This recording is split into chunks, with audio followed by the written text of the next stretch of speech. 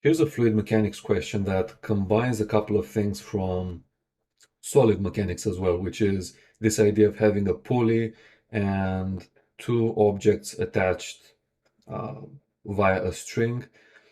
And we also have one of the objects, which is object B, that is submerged in a fluid and it's sitting on a block of ice that's going to melt afterwards. So this problem can seem quite complicated, but you will see that as we go through it and as we start applying the fundamental just Newton's second law, and as we use the idea of a free body diagram, everything will be broken down into bite-sized pieces, and then the solution is just going to come naturally. Okay, so if you have anything similar to this that you want to see in the future, maybe you're a first-year student who's doing fluid mechanics and you're struggling, and if you have any specific problems that you would like to see the solution for, let me know in the comments. So here's what we have. We're dealing first and foremost with two steel loads. One of them is called A, the other one is called B. We know the mass of A, which is this one here. We don't know the mass of B. But what we know is that at the beginning, this second mass, the B, is submerged by half of its volume. And it's submerged and it's also sitting on a block of ice. Okay, and that block of ice, you can think about it this way. If you take this block of ice and if you just leave it separate from this diagram, if you just leave it in a body of water, it will have the tendency to rise. Okay, so this is what block C tends to do. So because B is sitting on it, block C is actually exerting a vertical force on B because C is trying to rise due to the upthrust, essentially. So let's, we'll use this idea, but let's draw a free body diagram of each object at a time. Now, the other thing we know, which is, this is going to be like scenario 2, is when all the ice melts, the setup still remains in equilibrium, so we don't have any accelerations or anything, but this time load B is now completely submerged in water. So we don't have any block C in the second scenario because it's all turned into water. Instead, we just have A and B is fully submerged. And we're going to remember this, and we're going to draw a relevant free body diagram in a moment. But first, let's draw the free body diagram for what we see here. This is, let's call it scenario 1. Scenario 1. Right, so let's start with A. So block A has two forces acting on it, right? It has weight, which is acting downward, so this is ma times g, and then there's tension, of course. So there's tension acting like this. Everything is in equilibrium, right? Which means the acceleration is 0, which means the forces are in balance, which means that the tension is ma times g. So the weight of object A is equal to the tension in the string. And the same tension is on this side as well, because, you know, the pulley is weightless, the string is weightless, or massless would be more correct. And therefore the tension is the same everywhere through this string. So let's draw the free body diagram for object B. And let's do it like this. So this is object B, which is half submerged. So I'm just gonna draw that like this kind of. And we know that we have weight acting on object B. So the weight is the mass of B times G. Right, and then what other forces are there? Well, first of all, we have tension, that's for sure. So we have tension here, which is acting upwards, and the tension is the same as what we found previously, which is ma times g. In addition to that, we have two more forces. We have the upthrust, which is, let's draw it here. It's acting through the center of the object, but just to make the drawing easier to understand, I'll draw it to one side. So that's FB. The buoyant force is the volume of the displaced liquid. So that's going to be the density of the water, which is rho W, multiplied by G, and multiplied by how much of B is beneath the water surface. And we know it's half of B, right? So This is going to be the volume of B divided by 2. And in addition to that, we have a fourth force. So this B object is sitting on a block of ice, which means that the block of ice is providing a normal force, is pushing block B upwards, which provides a force that is, let's see which color to use. Let's use yellow. So this is going to be a force here that's called N. Okay, that's the normal reaction force. You can call this R or whatever you want. So this is the free body diagram for object B.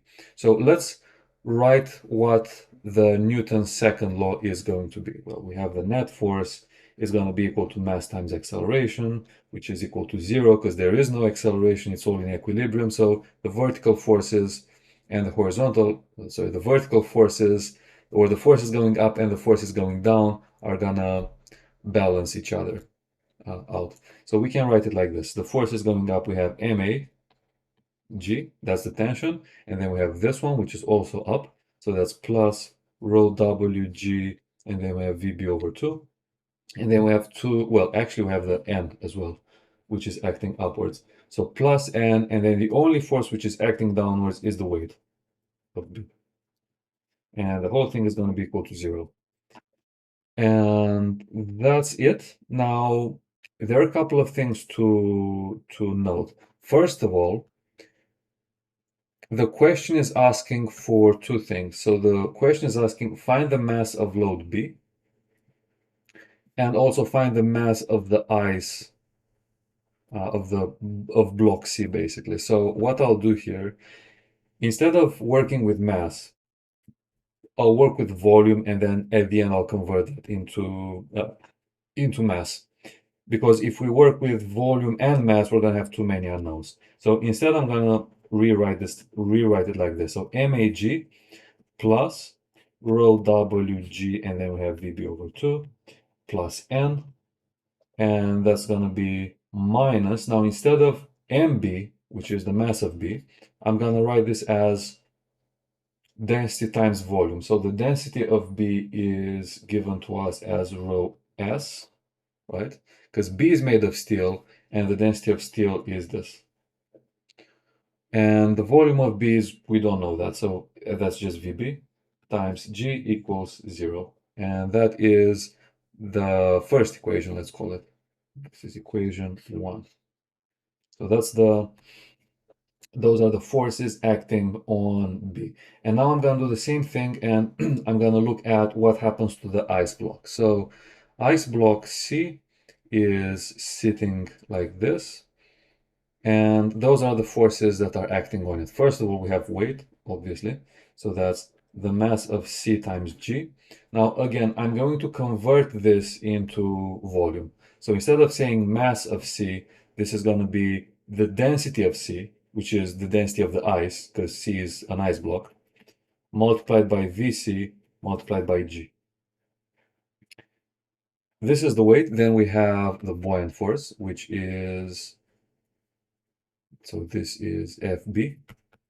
It's another FB. It's not the same FB here, but you get the idea. So this is going to be the density of the water times the displaced volume, which is how much of the ice block is submerged, which is the whole ice block. So the volume, the displaced volume is just VC times G. And then the other thing is this normal force, right? Because essentially this is Newton's third law at work. So if C pushes B upwards with a force N, then B pushes C downwards with the same force N. That's literally what action and reaction means, right? So this N force is also acting on C, but it's pushing it downwards.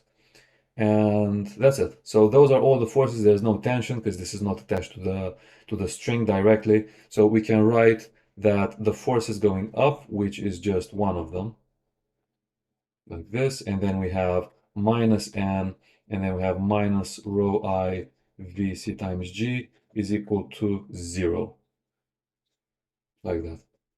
Okay, so we have this equation, which let's call it equation 2, and we can combine it with this one, because if you look at those, they both have N, and we don't really care about N, so we should try to cancel it out. N is just a in a way an intermediate force. It's a force that's acting on either of the two objects. Well, it's acting on both of them. But if you consider the two objects together, N doesn't actually play a role. So to see that, I'm going to add up equation 1 and equation 2. So when I do that, here's what happens. Let's first write equation 1. So equation 1 was MAG plus, and then we have rho WG VB over 2, I think. And then plus N, and then minus rho SVB, rho SVB times G. So this was equation 1. And to this, I'm going to add equation 2, which is this one. So I know there are a lot of subscripts to keep track of, but that's what it is. And then we have minus N, and then minus rho i's Vc times G, and the whole thing is equal to 0. So as you'll notice, when you add them up, here you have plus N, here you have minus N, so they just cancel out, which is good. And we just end up with one equation and two unknowns. The unknowns being Vb, which appears here. So that's the first unknown, and the second unknown is the volume of the ice. And that's what we are trying to find. So let's maybe write this in a tidier way if we can. Now, you may notice that I said I'm going to use volume instead of mass. And even though I said that, I am using the mass of A rather than the volume. And the reason is you don't have to use the volume of A because the question tells you straight away what the mass of A is. So you can just use it as that, okay? So let's maybe factorize the volumes and let's see if it looks nicer. So this is going to be plus VB times G, let's say. And then we have rho water over 2 minus rho S. And then from the second bracket, from here, we have plus Vc times G multiplied by rho water minus density of the ice. And the whole thing is equal to 0. Okay. I'll take this and I'll call this my new equation 1, or I can call this equation 1 star. And this is one equation with two unknowns, right? So we have VB and we have VC over here. And it looks correct. So the only thing left to do is to somehow get another equation, to be able to have two equations, two unknowns, and then we can solve for the volumes and therefore for the masses. And we can actually get a second equation because we have a second scenario, which is what happens when the ice melts. And the question, as a reminder, says that when all the ice melts, everything will still be in equilibrium, except load B is now fully submerged. So maybe we can draw this just to make things a bit clearer. So this is how the setup is going to look like. We have mass A here, and then we have mass B is now going to be here. Let me draw the pulley like this, which is attached to a ceiling. And this time, this is A, this is the same B. Now B is fully submerged and everything is in equilibrium. So let's write the same sort of balance of forces, the same Newton's second law, but apply to this scenario too. And that is going to give us our second equation, our two-star equation, and then we'll combine them, and then we'll get the unknowns. So first of all, the tension is still the same as before, because if you think of what happens to A, you have weight, so you have MA times G, and then you have tension acting upwards, and tension is just equal to the weight of A. Right? That nothing changes here. Now let's look at B. Now B is submerged completely this time, which means that the forces acting on B are going to be the weight as usual. So this doesn't depend on if it's submerged or not. The weight is the weight. Then we have the tension. So we have the tension like this. We don't have the normal force anymore, this one, because B is not actually sitting on any solid surface anymore. It's just submerged in water. But this means that we have a buoyant force, which is equal to the density of the water times the volume of submerged water, which is the volume of B, times G. And, and that's it. So we can write this as T plus rho water VBG minus the mass of B times G. Now, instead of the mass of B, I'm going to write rho steel, density times volume times VB, and that is multiplied by G equals 0. Now, the tension is, as we mentioned previously, this is MAG, and thankfully this does not actually turn into a simultaneous system. So we can find VB independently from here rather than having to work with two equations simultaneously. It just makes life a bit easier if we can do it like this, and we can. So let's take this and let's move it to this side. So we'll have MAG, that's the tension, is equal to VB times G multiplied by rho S minus rho W. So I did two things in the same time. I moved those two terms and then I factorized this. Then we can cancel out the G's. And finally we get that the volume of B, the actual volume of B, is MA over rho S minus rho W.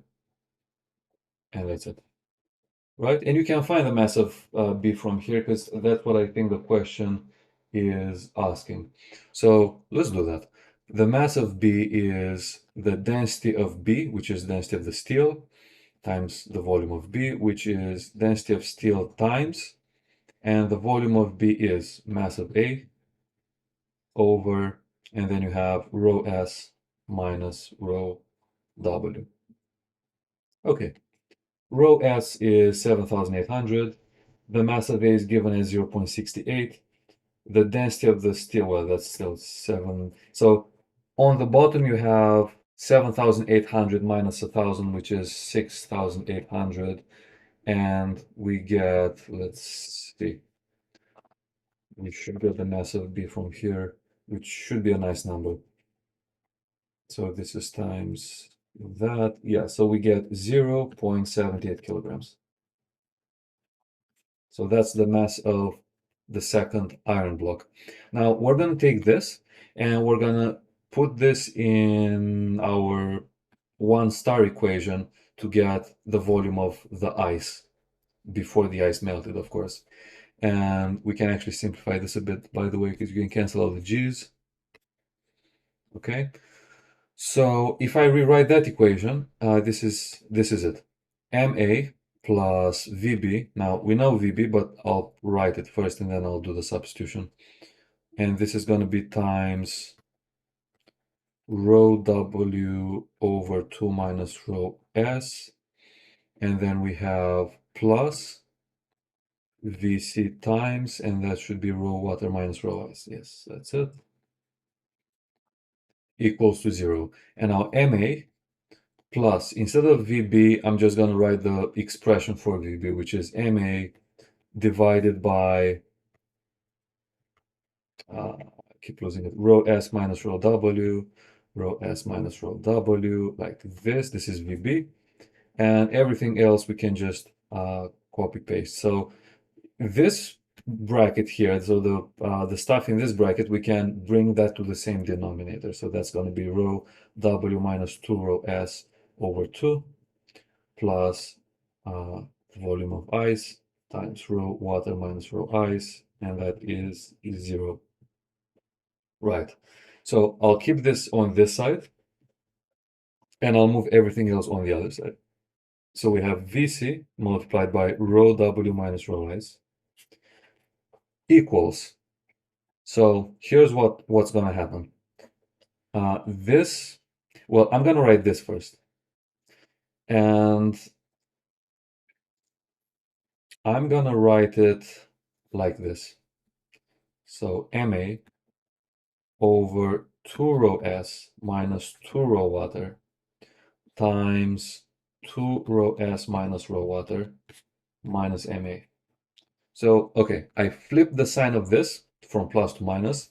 And yes, you flip the sign of this from plus to minus as well. but I also flipped the sign of what's here, basically. So this term, I just noticed that this term is negative. So I flipped it around and I flipped this minus, this plus to minus. So you have minus and you get plus, and you just end up with this thing. So let's write that again. So we have VC times rho water minus rho ice equals 2. And now we can factorize MA on the left-hand side, on the right-hand side. So you have MA here, you have MA here, and you have MA times. So in the first term, you end up with 2 rho S minus rho water over 2 rho S minus 2 rho water, okay? And then minus 1, which is MA times, and we can bring this to the same denominator again. So you have 2 rho S minus rho water minus 2 rho S plus 2 rho water over 2 rho S minus 2 rho water. So this cancels out with this, and what we will have in the end is that VC, which is the volume of ice, is going to be equal to MA divided by rho water minus rho ice. So I'm taking this bracket and I'm moving it in the denominator on the right hand side, and this is going to be multiplied with rho water over 2 times rho S minus rho water. And we finally got there. Okay, so this is the volume of ice from the first scenario is a bit more complicated to find, but it's nothing too difficult. It's just more mathematical manipulation, basically. So that's it. And if you want to find the mass of ice, which you have to find that in the question. So the mass of ice is just the density of the ice times this volume. Okay, so let's actually calculate this as well. Why not? If we got this far. So VC is equal to mass of A, which is 0.68, over, that's the water density minus the ice density, which is 1,000 minus 900, which is 100, multiplied by the density of the water, which is 1,000, divided by 2 times. And this is again density of steel minus density of water, which is 7,800 minus 1,000, which is 6,800, like this. And that's it. Okay, so this is, let's see, what can we actually simplify before doing any calculations. So, okay, you should notice that this here is 680, and 680 you can simplify with this and you get 10, and then you essentially get 1 over 20 times 100. Okay, I'm not gonna calculate this, and you'll see why in a second. This is meters cubed. Now the question is asking for the mass of C, which is the density of ice times VC. This is 100, so this is 900, times 1 over 20 times 100. The 100 and the 100 from here go away, so you just end up with 9 over 20, which is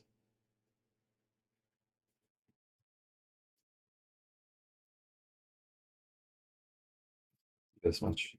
So 0.45 kilograms. So the mass of B was 0.70 something, 0.78. And the mass of ice is 0.45. So we started from this relatively difficult, like complicated question, but as you see, if you break things down and consider each object individually and draw all the forces acting on the object and then apply Newton's second law, in this case in the form of an equilibrium, then it all works out in the end. So you just end up with a bunch of mathematical equations that you can manipulate, and you can find out what you're interested in. So the first thing that we found was the volume of block B. We multiplied that by the density, we found the mass, and then we used that and we found the volume and the mass of block C as well. Okay, and here, this is another example why you may not want to use numbers from the beginning, because if you look at, let's look at the volume of C. So the volume of C in its like letter symbol form has mass over density, which is volume already, right? So this has units of meters cubed. And this has no units because it's density over another density, so the units cancel out. So you can see how consistent, how easy it is to see the consistency of units on both sides of the equal sign. And in terms of VB, it's the same thing. So you have the mass, it's a mass over a density again, which is which has units of volume. Okay, and those are the two final answers, and that's the end of the question.